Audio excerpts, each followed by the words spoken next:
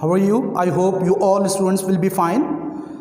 We'll start the first lecture of class 9 today. First of all, congratulations to all the students who have been promoted into class 9th.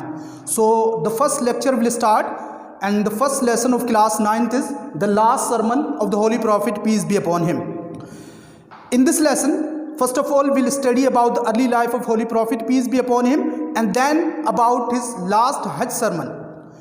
Prophet, peace be upon him, was the last prophet of Allah. As you know that he was born in 571 AD in Makkah. He belonged to the noble family of Quraysh, and when Prophet, peace be upon him, was born, at that time the people of Quraysh used to worship idols. And when at the age of 40, Prophet, peace be upon him, was given prophethood, then Allah ordered Prophet, peace be upon him, to tell them the right path.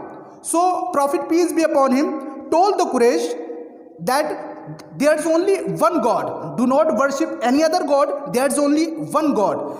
But the people of Makkah, they did not believe and they did not agree with that idea. So they opposed this new faith, and they started to give troubles to Prophet, peace be upon him, and his followers. They tortured Prophet, peace be upon him, and his followers mentally and physically. So in 622 AD, due to their troubles, Allah ordered Prophet, peace be upon him, to migrate from Makkah to Medina. This event is called Hijrah. Prophet, peace be upon him, first of all, himself migrated with his follower, Hazrat Abu Bakr, then other followers also migrated to Medina.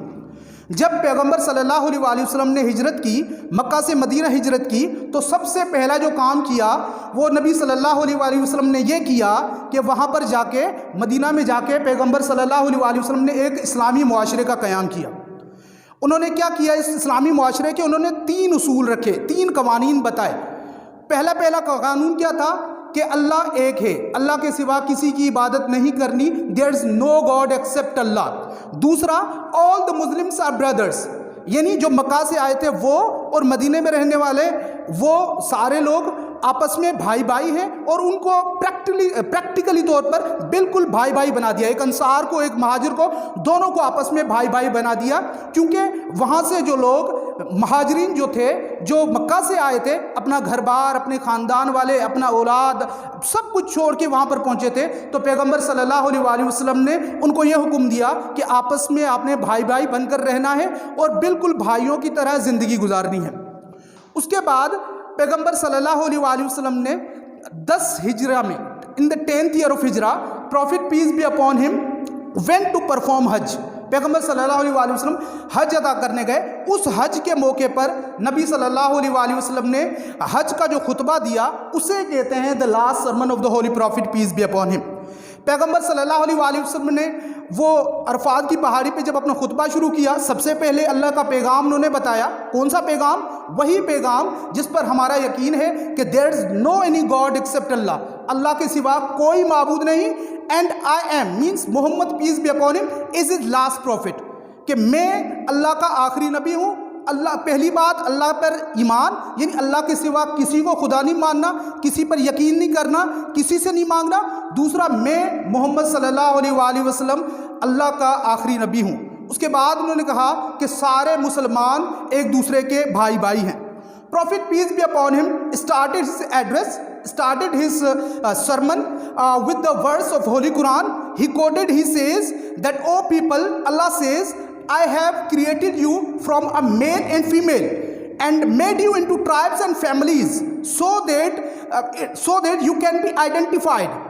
آپ کو اللہ تعالیٰ کہتے ہیں کہ میں نے آپ کو ایک مرد اور عورت سے بنایا اور مٹی سے پیدا کیا، اور تمہیں پھر تمہاری قومیں پیدا کی، تمہارے قبیلے پیدا کیے، اس لیے کہ تمہاری جان پہچان ہو سکے.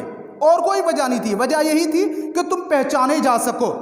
انہوں نے کہا کہ اس کے بعد انہوں نے کہا کہ سارے انسان، چاہے وہ کسی بھی حسب نسب سے اس کا تعلق ہو، کسی بھی خاندان سے اس کا تعلق ہو، کتنے بھی دولت والا ہو، سارے انسان برابر ہیں. چاہے وہ گورا ہو، چاہے وہ کالا ہو، چاہے وہ دولت مند ہو یا پھر غریب ہو، سارے ایک دوسرے کے برابر ہیں. کوئی بڑا نہیں ہے، کوئی اونچا نہیں ہے، کوئی برتر نہیں ہے، کوئی بدتر نہیں ہے. ہاں، ایک شخص میں کسی کو برتری حاصل ہو سکتی ہے، وہ نیکی کرنے سے.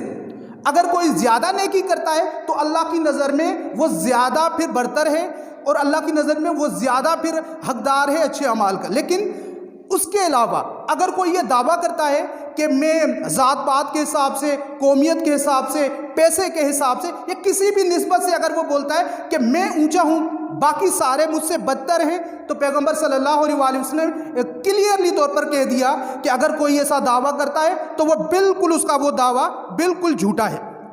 پیغمبر صلی اللہ علیہ وآلہ وسلم نے آخر میں کہا کہ میں نے تمہیں جو اسلام کا پیغام دینا تھا، جو خدا کا جو پیغام دینا تھا، وہ میں نے تم لوگوں تک پہنچا دیا.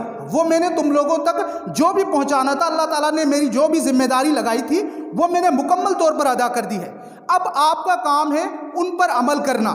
پھر انہوں نے کہا کہ میں 2 چیزیں آپ کے درمیان چھوڑ کر جا رہا ہوں، ہو سکتا ہے اس کے بعد ہم نہ مل سکیں.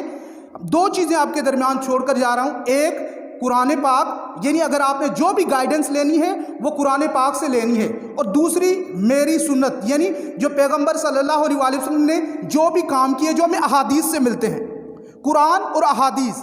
انہوں نے کہا کہ یہ 2 چیزیں آپ کے پاس موجود ہیں، اگر ان پر عمل کریں گے تو بالکل یہ سیدھا راستہ ہے، بالکل آپ پھر کامیاب ہوں گے. اگر اس کو چھوڑتے ہیں، اپنی باتوں پر عمل کرتے ہیں، قرآن کو چھوڑتے ہیں یا نبی صلی اللہ علیہ وآلہ وسلم کی کسی حدیث کو چھوڑتے ہیں، اس کی کسی سنت کو چھوڑتے ہیں، تو پھر وہ نبی صلی اللہ علیہ وآلہ وسلم کا راستہ نہیں ہوگا، وہ سیدھا راستہ نہیں ہوگا. تو ہمیں کیا کرنا ہے؟